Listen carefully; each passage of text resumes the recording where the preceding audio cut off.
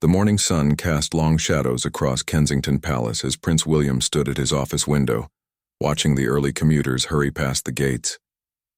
His usually composed demeanor showed cracks of strain that had been building for weeks. The weight of recent family challenges pressed heavily on his shoulders, and even Kate's gentle presence beside him couldn't ease the tension that had become their constant companion. Kate noticed the way her husband's jaw clenched as he scrolled through the morning briefings on his phone. The headlines were relentless, each one seemingly designed to probe deeper into their personal struggles. She moved closer, placing a reassuring hand on his arm, but William's expression remained distant and troubled. Their private secretary knocked softly before entering with the day's schedule. The couple exchanged glances, both knowing that another day of public appearances awaited them, while their hearts carried burdens that the cameras would never capture. William straightened his tie with mechanical precision, the gesture betraying none of the emotional turmoil beneath his practiced royal composure. The palace corridors felt different lately, charged with an undercurrent of unspoken worries that seemed to follow them from room to room. Staff members moved with unusual quietness, their whispered conversations stopping abruptly when the royal couple passed. Even the familiar portraits lining the walls seemed to watch them with knowing eyes, as if bearing witness to struggles that stretched back generations. Kate's fingers trembled slightly as she applied her makeup, preparing for another day of smiles and waves while her mind wrestled with concerns that kept her awake most nights. The mirror reflected not just her carefully composed public face, but also the exhaustion that no amount of concealer could completely hide. She had become expert at masking her true feelings, a skill that royal life had demanded but that now felt like a heavy burden. Their morning routine continued with practiced efficiency, each movement choreographed by years of public life. Yet beneath the surface, both William and Kate felt the growing weight of expectations and the increasing difficulty of maintaining their composed facade. The breakfast conversation was punctuated by long silences, each lost in thoughts they couldn't quite share, even with each other. William's phone buzzed with another urgent message from his private office, and Kate watched as his expression darkened further. She wanted to reach out, to bridge the growing distance she felt between them, but the walls they had built to protect their family from public scrutiny sometimes kept them isolated. Even from each other, the sound of their children's laughter from the adjacent room provided a momentary respite from the tension. Kate's face softened as she listened to George, Charlotte, and Louis beginning their own morning routines, blissfully unaware of the storm clouds gathering around their parents. For a brief moment, the couple shared a look of understanding, united in their determination to shield their children from the pressures that seemed to multiply with each passing day. As they prepared to leave for their first engagement, William paused at the mirror, adjusting his appearance one final time. The reflection showed a man who had aged beyond his years, carrying responsibilities that extended far beyond his own family. Kate stood beside him, equally polished and prepared. Yet both of them felt the growing strain of maintaining their public personas while their private world seemed increasingly fragile. The car waited outside, ready to transport them into another day of public duty. As they walked toward it, neither spoke, but both carried the same unspoken question. How much longer could they maintain this delicate balance between their public obligations and their private struggles? The weight of that uncertainty followed them as they stepped into the vehicle, beginning another day in a life that belonged as much to the public as it did to them. Their hands found each other in the back seat, a small gesture of solidarity that spoke volumes about their commitment to weathering whatever storms lay ahead. Yet even in that moment of connection, both felt the underlying tension that had become their constant companion, a reminder that some challenges couldn't be faced with royal protocol and public appearances alone. The charity event unfolded with all the pageantry expected of a royal engagement, but William and Kate moved through the crowd like actors playing roles they had performed countless times before. The flashing cameras captured their smiles and gracious interactions, yet missed the subtle signs of strain that only those closest to them could detect. Kate's laugh seemed slightly forced, and William's handshakes lingered a moment too long, as if he was searching for genuine connection in a sea of formal pleasantries. Behind the scenes, their staff worked tirelessly to maintain the illusion of normalcy. Press releases were carefully crafted to emphasize positive developments while deflecting attention from more sensitive matters. The communications team had become masters of strategic misdirection, knowing exactly how to present information that would satisfy public curiosity without revealing the full extent of the challenges the royal couple faced daily.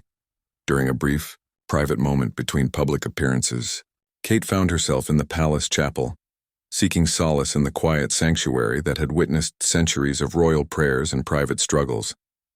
The stained glass windows cast colorful patterns across the ancient stones, creating an atmosphere of timeless peace that stood in stark contrast to the chaos of modern royal life. She knelt in silence, her lips moving in whispered prayers for strength and guidance. William discovered her there, and for the first time in weeks, they spoke openly about their fears and frustrations. The conversation was halting at first, both reluctant to voice concerns that seemed too heavy for words. But gradually, the careful walls they had built began to crack, allowing glimpses of vulnerability that their public roles rarely permitted. They talked about the pressure, the constant scrutiny, and the growing sense that their private lives were slowly being consumed by their public obligations. The weight of royal tradition pressed down on them with particular force during family gatherings, where even casual conversations carried the weight of centuries-old protocols and expectations. William found himself caught between honoring the legacy of his ancestors and protecting the well-being of his own family. The balance seemed increasingly impossible to maintain, especially when every decision was subject to public analysis and criticism. Kate struggled with her own identity within the royal framework, sometimes feeling lost between the woman she had been before marriage and the public figure she had become. The transformation had been gradual but profound, changing not just how others saw her but how she saw herself. The mirror reflected a face that belonged as much to the public as to her own family, a realization that sometimes left her feeling disconnected from her own life. Their children provided both joy and additional concern, as William and Kate grappled with how to raise them with normal childhoods while preparing them for extraordinary futures. Every parenting decision carried implications that extended far beyond typical family considerations. They watched other families with a mixture of envy and bewilderment, wondering what it would be like to raise children without the constant awareness of public interest and future obligations. The evening brought no relief from the day's tensions. Even in the privacy of their own quarters, William and Kate found themselves discussing logistics and appearances, rather than sharing intimate thoughts and feelings. Their relationship, once characterized by easy companionship and shared laughter, had become increasingly focused on managing their joint responsibilities rather than nurturing their personal connection. Late at night, when the palace finally grew quiet, they lay in bed staring at the ceiling, each lost in private thoughts that seemed too complex to share. The silence between them felt different now, heavy with unspoken worries and growing uncertainty about the future. Sleep came reluctantly, interrupted by concerns that seemed to multiply in the darkness. The next morning brought new challenges and fresh reminders of how their lives had become public property. Even their most private moments seemed to exist under constant scrutiny, creating a sense of isolation that was both profound and deeply troubling. They had become prisoners of their own privilege, trapped by circumstances that millions envied, but few could truly understand. As they prepared for another day of public duties, both William and Kate felt the growing realization that something fundamental needed to change. The current path seemed unsustainable, threatening not just their individual well-being but the stability of their marriage and family. Yet the solution remained elusive, hidden behind layers of tradition, obligation, and public expectation that seemed impossible to navigate without losing themselves completely. The breaking point came during what should have been a routine family dinner at Windsor Castle. William's phone had buzzed incessantly throughout the meal, each notification bringing news of another crisis requiring immediate attention. Kate watched helplessly as her husband's face grew more haggard with each interruption, the weight of endless obligations crushing the man she had fallen in love with years ago. Their children sat quietly, sensing the tension but unable to understand its source. When William finally excused himself to take yet another urgent call, Kate felt something inside her snap. She followed him to his study, where she found him slumped in his chair, head in his hands, looking utterly defeated. For the first time in their marriage, she saw him completely vulnerable, stripped of the royal composure that had become his armor against the world. The sight broke her heart and filled her with a fierce determination to protect the man she loved from the forces that seemed intent on destroying him. Their conversation that night was unlike any they had shared before.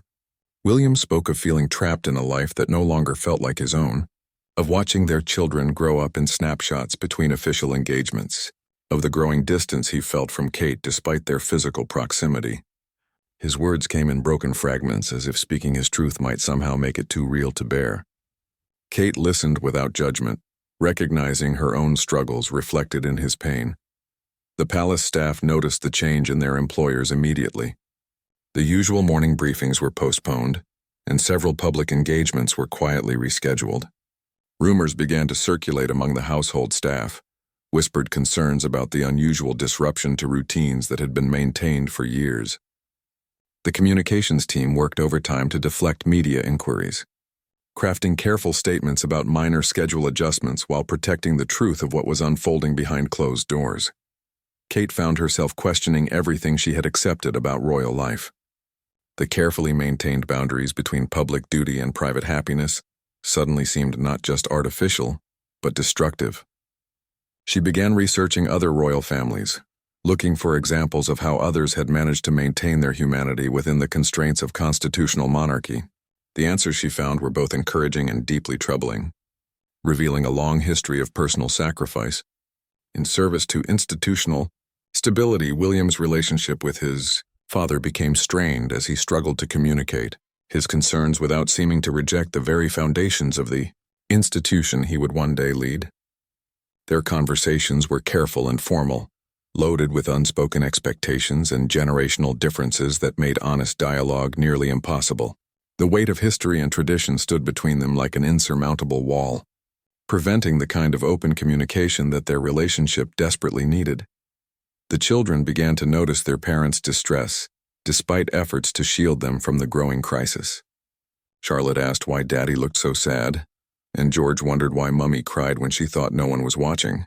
These innocent questions pierced through Kate's careful composure, forcing her to confront the reality that their family crisis was affecting everyone in their household, not just the adults struggling to maintain their public facades. Sleepless nights became the norm as both William and Kate lay awake wrestling with impossible choices. The option of stepping back from royal duties seemed both appealing and terrifying, offering the promise of privacy and normalcy, while threatening to abandon obligations that had been impressed upon them since childhood. The weight of disappointing not just their family but an entire nation made every potential decision feel impossibly heavy.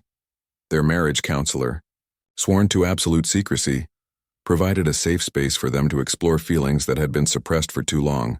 The sessions were emotionally exhausting but necessary, forcing them to confront how their royal roles had slowly eroded the foundation of their relationship. They learned to communicate without the careful diplomacy that had become second nature in all their interactions, rediscovering the authentic connection that had been buried under years of protocol and public expectation. The media began to sense that something was different about the royal couple's recent appearances. Body language experts analyzed every gesture and expression, searching for clues about the tensions that palace officials worked tirelessly to conceal. Speculation ran rampant on social media and in tabloid headlines, creating additional pressure just when William and Kate needed space to work through their private challenges. As winter approached, both felt the growing realization that their current situation was unsustainable. The question was no longer whether something needed to change, but how dramatically their lives would need to be restructured to preserve both their marriage and their sanity. The answer to that question would require courage that neither was sure they possessed, and sacrifices that would challenge everything they thought they knew about duty, family, and personal happiness. The unexpected call came on a gray December morning, while William was reviewing constitutional papers in his study. His private secretary's voice carried an unusual urgency that immediately commanded attention. A situation had developed that required his immediate presence, but the details remained deliberately vague over the phone. Kate noticed the change in his expression and felt her stomach tighten with familiar dread, anticipating another crisis that would consume their already strained emotional resources. The drive to their destination passed in tense silence, both lost in speculation about what new challenge awaited them. The car wound through London streets decorated for Christmas, a festive backdrop that seemed to mock their somber mood. Kate watched families walking together, children pointing excitedly at shop windows, and felt a sharp pang of longing for the simple normalcy that seemed increasingly elusive in their own lives. They arrived at a nondescript building in central London, its purpose unclear from its modest exterior. Their security detail moved with practiced efficiency, but something in their demeanor suggested this was not a routine engagement. William and Kate exchanged questioning glances as they were escorted through corridors that felt more institutional than royal, the familiar protocols of palace life replaced by an atmosphere of clinical urgency. The briefing room they entered was sparse and functional, filled with individuals whose serious expressions provided no comfort. Maps, documents, and photographs covered every available surface, creating a visual puzzle that neither William nor Kate could immediately comprehend. The lead official, a woman neither had met before, began speaking in measured tones about a developing situation that would require their careful consideration and potentially immediate action. As the details unfolded, both William and Kate felt their personal struggles fade into insignificance compared to the gravity of what they were being told. The crisis they had been called to address was not about protocol or public appearances, but about genuine human suffering that demanded a response only they could provide. The weight of their positions suddenly felt different, not burdensome but purposeful in a way they had almost forgotten was possible. Kate found herself thinking of their own children as the officials described the situation requiring their intervention. The parallels were unmistakable and deeply affecting, stripping away the careful emotional distance they had learned to maintain in their public roles. William reached for her hand under the table, a gesture of solidarity that felt more genuine than any they had shared in months of formal appearances. The decision they faced was complex, requiring them to balance personal safety with moral obligation, institutional protocol with human compassion. The officials presented options and consequences with bureaucratic precision, but the emotional weight of the choice remained entirely their own to bear. They were being asked to step beyond the comfortable boundaries of traditional royal duty into territory that felt both dangerous and deeply meaningful. Time seemed suspended as they processed the information and its implications. The room fell silent while they considered their response, the weight of expectation palpable but different from the usual pressure of public scrutiny. This was not about managing their image or fulfilling ceremonial obligations, but about using their position to address genuine suffering in a way that only they could accomplish.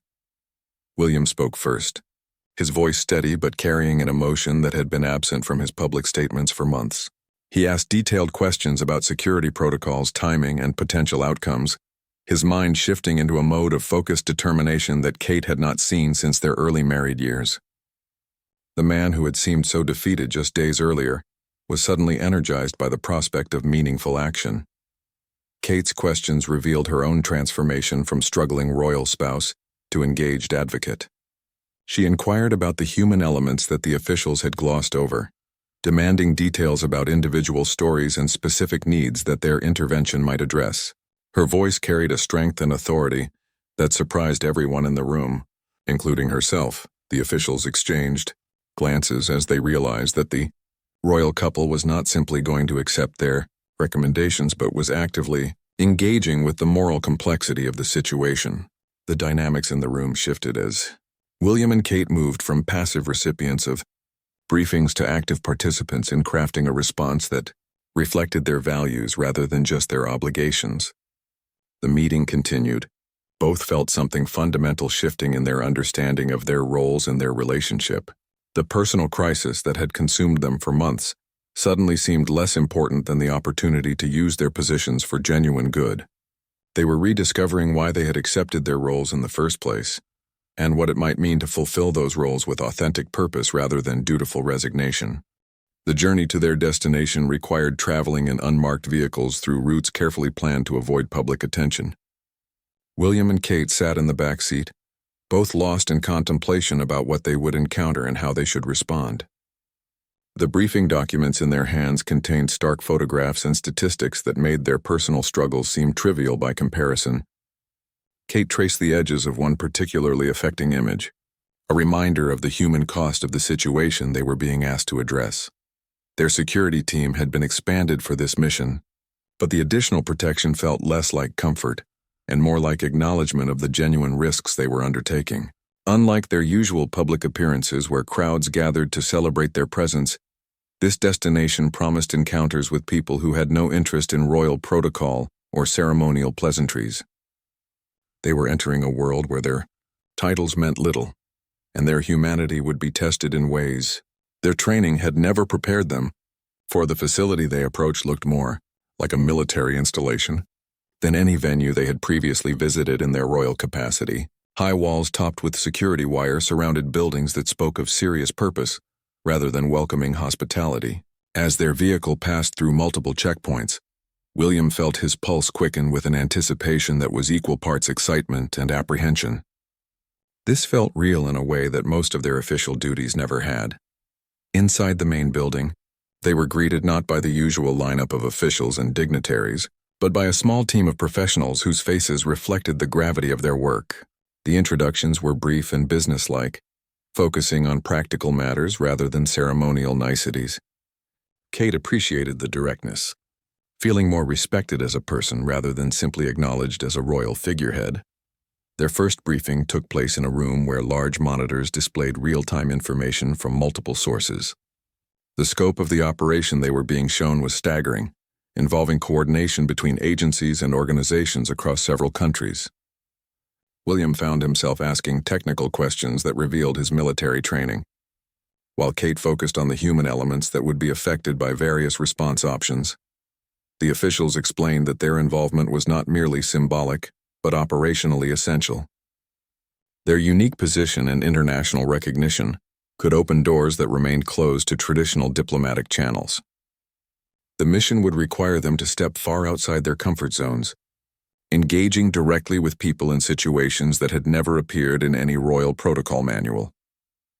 As they toured the facility, meeting various team members and learning about ongoing operations, both William and Kate felt a sense of purpose that had been missing from their lives for months. These were people dedicated to making a real difference in the world, using their skills and resources to address genuine suffering, rather than simply maintaining institutional traditions. The contrast with their usual royal environment was striking and energizing. The moment they had been preparing for finally arrived, when they were led to a secure communication center. On the screens before them were live feeds from the location where their intervention was needed. The images were difficult to process, showing conditions that seemed impossible in the modern world. Kate felt tears forming as she watched, but they were tears of determination rather than helplessness. William's voice was steady but emotional as he made the first contact, speaking directly to people who had been waiting for help that only they could provide. The conversation was translated through multiple languages, but the desperation and hope in the responses needed no translation. Kate found herself leaning forward, as if physical proximity to the screen could somehow convey more comfort and support. The operation that followed unfolded over several hours, with William and Kate serving as crucial links in a chain of communication and authorization that gradually brought relief to people who had been trapped in impossible circumstances. They watched as their words and decisions translated into concrete actions that saved lives and restored hope. The weight of their responsibility felt different from anything they had experienced in their royal roles. During breaks in the intense activity, they found themselves talking more openly than they had in months. The shared experience of meaningful action had broken down barriers between them that years of counseling had failed to address. They were remembering why they had fallen in love, not just with each other, but with the possibility of using their unique position to make the world a better place. As the immediate crisis passed and they prepared to return home, both felt fundamentally changed by what they had experienced. The problems in their marriage and their struggles with royal life had not disappeared, but they now seemed manageable compared to the genuine suffering they had witnessed and helped address. They were returning to their previous lives with new perspective and renewed sense of shared purpose that promised to transform everything that followed. The return journey to Kensington Palace felt like traveling between two different worlds.